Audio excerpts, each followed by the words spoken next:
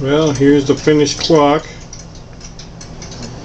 It's like an Anno dated 1865. All look like handmade wood.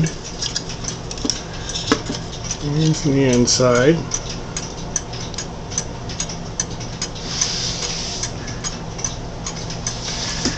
And we'll turn down here. We'll set this down and we'll turn around and let you see the front.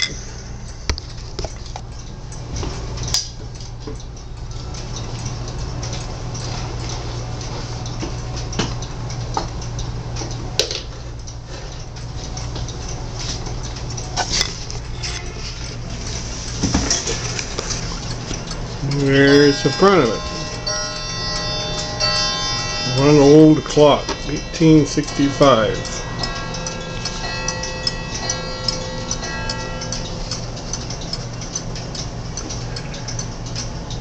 And we'll keep them coming.